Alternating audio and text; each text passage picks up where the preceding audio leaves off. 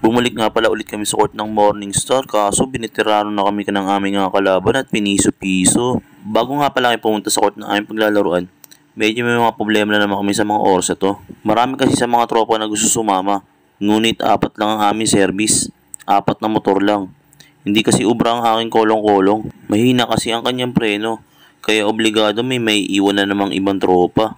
Nakabiyahe na nga rin pala kami at andito na kami sa tulay ng Karyapay. Kaso may panibago na naman pagsubok na harapin dahil meron checkpoint na naman sa Victoria. Kaya agad-agad pinaglakad na lang namin ng ibang tropa para makaiwas sa huli. Mabuti na lang talaga ay lagi kami may dalang isang helmet para in case na may checkpoint kagaya ng ganito ay pwede kami makatawid sa amin pupuntahan. At paglalaka rin na lang ang ibang tropang walang dalang mga helmet. Bali dito nakatawid na nga pala kami sa checkpoint at papunta na rin nga pala kami sa court na aming paglalaruan. At nandito na rin nga pala kami sa aming court na paglalaruan. Dito nga lang pala to sa may Morningstar sa Gaya-Gaya. At may isang kasama nga rin pala kami ditong kapamilya. Dating channel to, ngayon channel 7 na. Laging kapuso na siya. Napaka-solid kampi niyan. Isa nga pala yan sa mga nagpapahirap. Hindi sa kalaban, sa mga kakampi niya. Dito ay magsisimula na nga rin pala ang laban. Ang pusta nga palang inabot ng kalaban ay 1-7. 1 to 21 nga lang din pala to. Bali ang lineup nga pala dyan ay si Kenneth, si Kyle, si Renren, si Chenchen at si Kenneth ulit. Tamang load nga lang din pala ako dito kasi sobrang sakit na rin ng paa ko at kompleto na rin naman ang kanilang lineup. Eto at simula na. At first basket nga pala para kay Mr. Longbomb.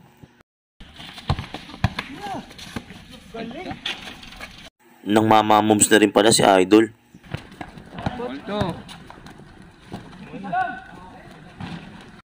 Mabuti na lang nabawi agad ni Renren sa shooting.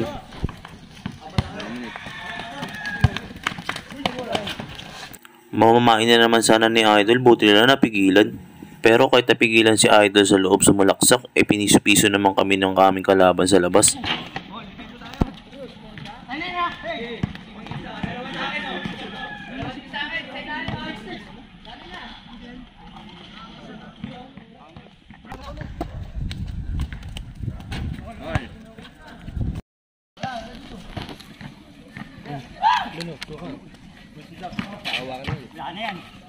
Namang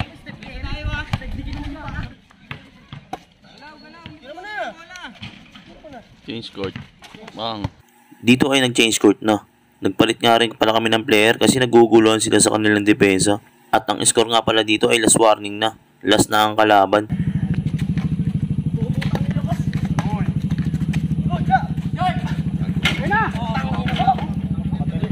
At ito last to last na nga rin pala. Pag na-shoot na ng kalaban ng bola ay game ball na.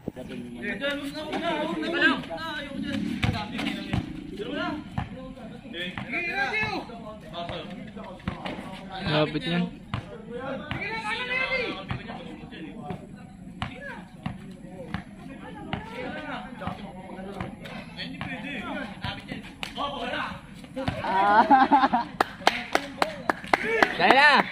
Mabuti na lang ay bumalik pa sa amin ng possession. Kaso sobrang higpit na rin talaga ang depensa ng aming kalaban. Pwede tumawag ha, Paul ha? Pwede yung Paul ha? Pwede tumawag ha? Amen. Lakad mo. Kakat. Boss, please line. Oo. Sino daw? Mabuti na lang talaga nakanakaw play kami at nakatalikod si Idol pag inbound. Swerte na lang din talaga ang aming panalo dahil sobrang higpit ng depensa ng aming kalaban. Hirap na hirap kaming pumuntos. Kaya tsamba na lang talaga nang nanalo kami sa laban na to. Manager. Alright na naman. Kanina pa yun kay Kenneth eh. Doon nakalubog. Sa mga oras ito ay nagkaroon na naman kami ng panibagong problema. Bali nagkaroon kasi kami ng second game. Ang pusta lang naman ng second game ay 1K. Panalo nga rin pala kami sa second game. Kaso ang binigay sa amin panalo ay 500 na lang. Sabi namin dagdagan na lang 200 kahit maging 700 ay okay na yun.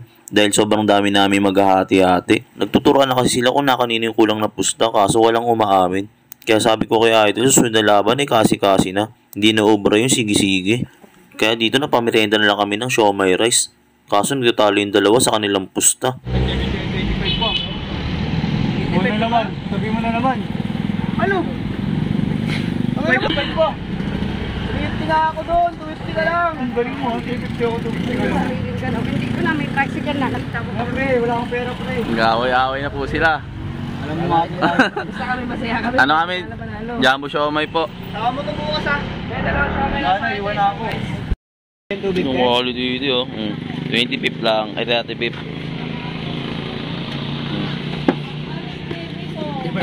50% off. Away-away na. Away na.